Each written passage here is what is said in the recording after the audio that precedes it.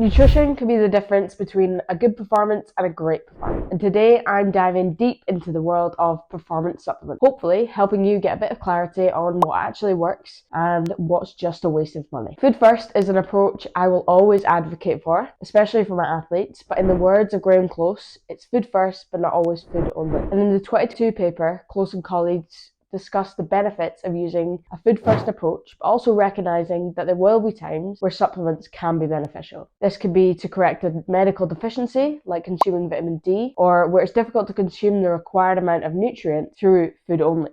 Examples could be creatine or beta-alanine in red meat. When it comes to supplements, the industry was valued at a whopping $1.5 billion in 2023, which is an outrageous sum of money. It highlights just how much people, both athletes and general population, believe that supplements can benefit their health and performance. However, for athletes, it's a tricky balance because not only do you have to worry about the evidence of the supplement actually working, but you have to be aware of what's safe and what's permitted in your sport so you don't breach anti-doping rules. Now, to help with the evidence that a supplement works, it can be useful to categorize supplements into levels based on how much research there is to support them. Now, this really cool framework from the Australian Institute of Sport does just that, with the supplements in levels from A to D. Now, this video will only focus on some of the key category A supplements, those with strong scientific evidence for use in specific sporting situations, mainly because it matches up nicely with my own personal views, but also because it's covering every single supplement would take me 3 weeks to cover. First up, we've got sports gels. Now, normally they're a concentrated source of carbohydrate that contains around 20 to 30 grams of carbohydrate per serving. These can be consumed before or during training or a competition to meet your carb target given to you by your nutritionist. The benefit of these will be either provision of fuel to your muscles while you exercise, or some studies show the benefit of just having carbohydrate in the mouth can improve performance through your central nervous system and the receptors that are in your brain. Now, one common mistake I see is people consuming carb gels when they're not really needed. If your event is less than 45 minutes, you probably don't need to fuel during it. Making sure that you've consumed a high carb diet in the lead up should be sufficient. Only when we start reaching durations of an hour plus is when you need to start considering those carb recommendations during exercise. If you want more information on that, then you can see this work by Asker Yukendrup. So far, it's all good on sports gels. But are there any concerns and considerations? First one is probably noting that these gels aren't cheap, especially when they're batch tested. There are plenty food first alternatives if that's something that you find works for you. Secondly, if you're an athlete who's trying to make weight for an event, or you've got like longer term dietary restrictions, then you have to be careful not to overconsume these products like sports gels, as the overall nutrient quality isn't great and they're designed to be energy dense. We also have to consider simple things like your dental health. These gels are not ideal if you think it's essentially a sticky form of sugar straight onto your teeth. So be aware of how much you're consuming, and some practical things that you can do to help are consuming sugar-free gum after the gel, rinsing out mouth after you've had it, and waiting at least 30 minutes before brushing your teeth to try and keep the enamel intact. If you are going to consume gels, then making sure you have tested them out in training to make sure that you're not going to get any GI or stomach discomfort. You can train your gut, so practicing consuming smaller amounts first and then building up your tolerance. So that's sports gels. Worth it or not? Up to you. My personal preference here is food first, but I rarely take part in events lasting more than an hour, so I won't need to have much of a marathon runner, for example. Consider what's best for you, and feel free to drop any questions in the comments below. Next on the list, we have protein supplements. Whether you're looking to build muscle, aid your recovery, or just keep those energy levels up, protein supplements can be a great option in any athlete's arsenal. Protein is a fundamental component of all living cells. It comprises about 15 to 20% of your total body mass. It's crucial for building and repairing muscle tissue, as well as for various structural and functional roles throughout the body. Now, let's talk numbers. For athletes, protein requirements are heightened due to the constant demand for muscle repair and growth. Recommendations can range from 1.2 to 1.6 grams per kilogram of body weight per day, with higher amounts for those aiming for weight loss while preserving muscle muscle mass. Or even athletes looking to put on muscle mass, it can be as high as 2.2 to 2.5 grams per kilogram of body mass. It's not just about the total amount. Timing and distribution matter too. Optimal protein synthesis occurs for at least 24 hours after exercise, so it's essential to spread protein intake evenly throughout the day. Aim for 0.3 to 0.5 grams per kilogram of body weight at each meal or snack, which for most athletes is around 20 to 40 grams per serving. While most athletes can meet their protein needs through whole foods, protein supplements can be a convenient option, especially in certain scenarios like post-workout recovery or when whole food sources are unavailable. My personal preference is post-exercise, especially after really tough sessions when my appetite is gone or I just don't fancy food. Then I know I'm going to get in some rapid recovery and I can go from there. I use Nutritionist Big Whey and also add some creatine monohydrate to save me adding that at another time. Protein supplements come in various forms, including powders, bars, ready shakes, from whey to casein to soy. There's so many options to choose from, each with its own unique characteristics and benefits. For example, casein or dairy protein is much slower digesting compared to whey and can make the delivery of amino acids to the body occur across a much longer period of time. Adding in a dairy-based snack pre-bed can be a useful tool to create a more sustained release of amino acids while you sleep. However, it's essential to approach protein supplementation with a little bit of caution. Unnecessary expense, potential nutrient imbalances, and the presence of harmful contaminants are all factors to consider. Remember, supplements should complement a well-rounded diet. You don't need to replace it entirely with pills and potions. In conclusion, while protein supplements can be a valuable tool in many athletes' toolbox, they should be used smartly and in conjunction with whole food. With careful consideration and some informed choices, you can really optimize your recovery and performance without an over-reliance on supplements.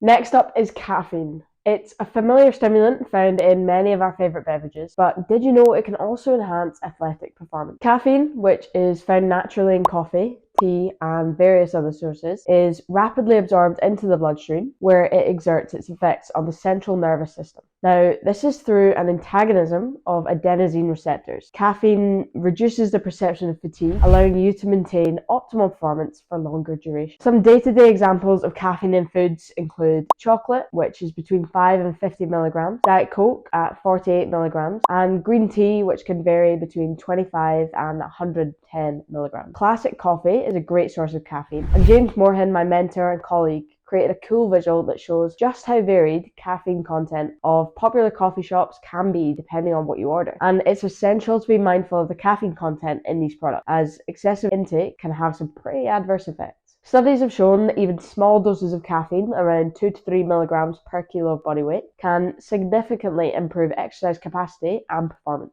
Now, whether you've ingested it before or during exercise, caffeine's effects on alertness and muscle contractility can give you that extra edge when it really matters the most. Now, safety is paramount when it comes to caffeine intake. While moderate doses are generally considered pretty safe for adults, excessive consumption can lead to health issues like increased heart rate, impaired motor control, and anxiety.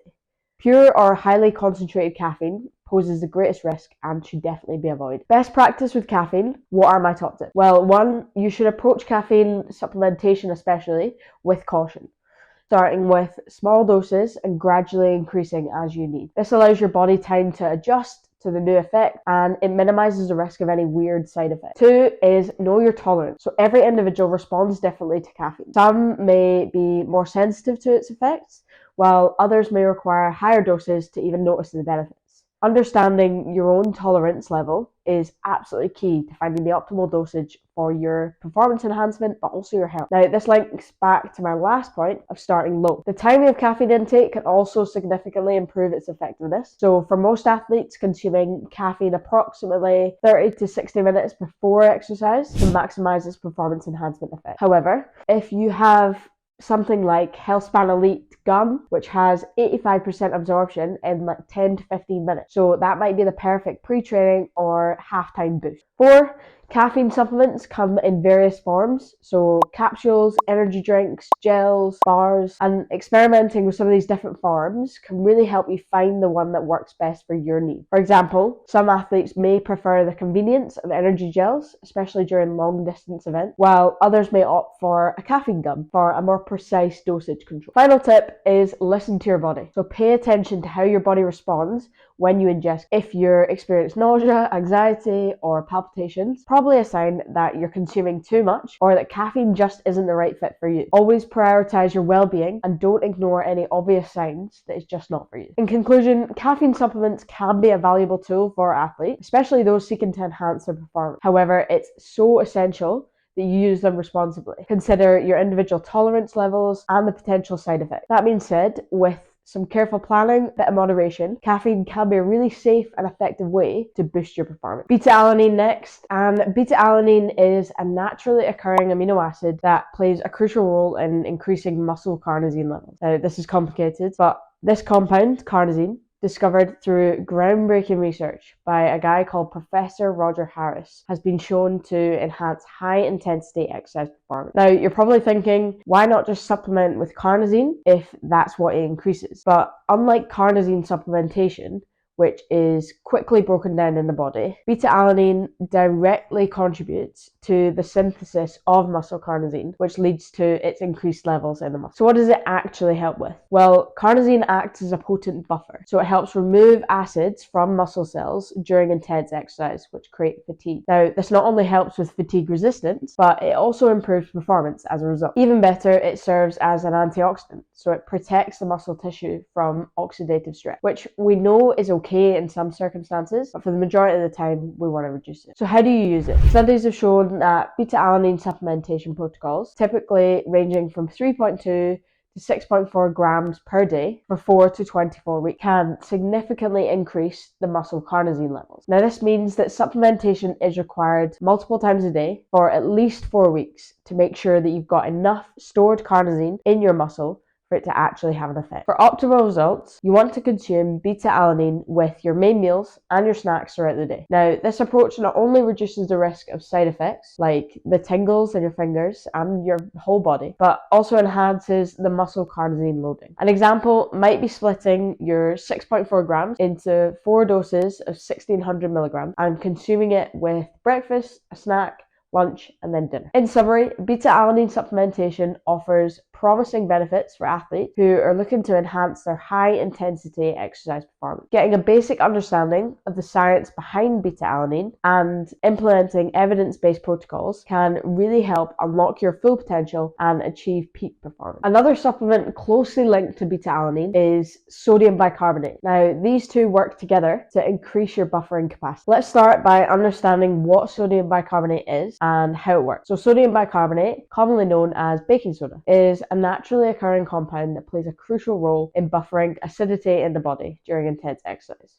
quite similar to what we just discussed. Now, during periods of high intensity exercise, the muscles produce excess hydrogen ions, which leads to metabolic disturbances and fatigue. Now, sodium bicarbonate helps remove these hydrogen ions, allowing you to sustain high levels of performance for longer durations.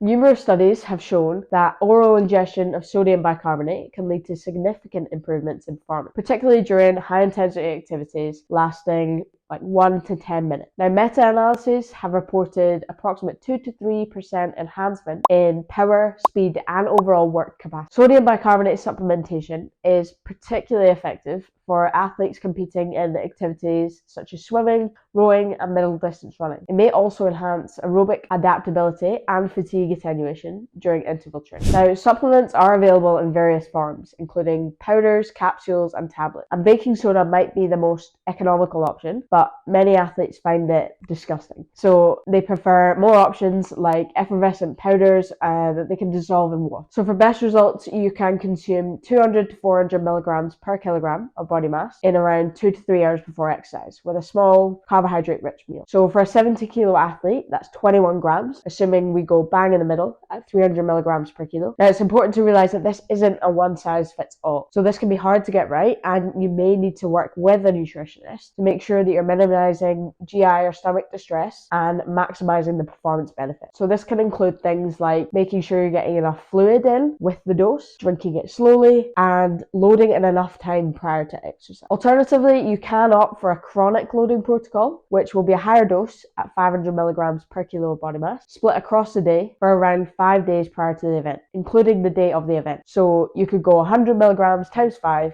for 5 days. So in summary, while sodium bicarbonate can offer significant performance benefits, it may also cause GI distress, including things like nausea and diarrhea. So it's not ideal for performance, so you need to experiment with different ingestion protocols to minimize these side effects and optimize performance. Some companies like PAS offer sodium citrate as an alternative, so try to reduce the gut issues there. Finally, we have creatine. Now, most people will have at least heard of creatine, but you may not know exactly how it can help your performance.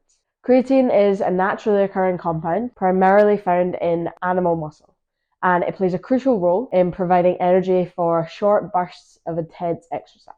Now, when you engage in activities like sprinting or weightlifting, your muscles rely on creatine to fuel this quick burst of energy. This is your body's first go-to source of fuel. Now, the body's natural stores of creatine are limited, which is where supplementation really comes into play. Creatine supplements, most commonly available as creatine monohydrate, can really help increase the muscle creatine levels and enhance your performance.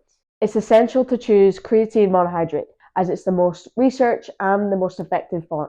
Anything else that is being sold is more than likely just a gimmick or really good marketing, so stay away. To maximize the benefits of creatine supplementation, a loading phase is what we often recommend. Now, this involves consuming around 5 grams of creatine 4 times a day for around 5 days. You then follow this up with a maintenance dose of 3 to 5 grams per day. Creatine uptake in the muscles can be enhanced by consuming it with meals rich in protein and carbohydrate, or especially after exercise when your insulin levels are elevated. Now, this ensures that the efficient absorption of creatine and the utilization for energy production. However, the most important thing is that you take it consistently. So please don't stress over the timing and when you're having it exactly too much, especially if you're the type of person who forgets to take their supplements. Just make sure you're getting it in consistently. Now, studies have consistently shown that creatine can improve performance in high intensity exercise, especially types of exercise that are lasting in the region of 30 seconds. Now, it can also aid in recovery, especially in periods of inactivity or if you've been injured. And more recent research also suggests that creatine can play a role in cognitive function and recovery from injuries like concussion. So it just highlights that this could be one of the best supplements for even more general population, fitness enthusiasts, and as well as use in elite athletes. Now, while creatine supplementation is generally safe, some individuals may experience really mild GI discomfort or even temporary weight gain. Now, these side effects are usually really manageable and temporary. When it comes to the temporary weight gain, this is usually very small. So most people will retain in the region of 1 to 2 kilos of water retention. So it's not a massive issue, but definitely make sure you're considering it if you're in a weight-making sport. To avoid the GI discomfort, you can start considering taking creatine with meals. Additionally, opting for like a lower dose or a longer duration supplementation protocol can really help prevent with the water retention and some of the symptoms.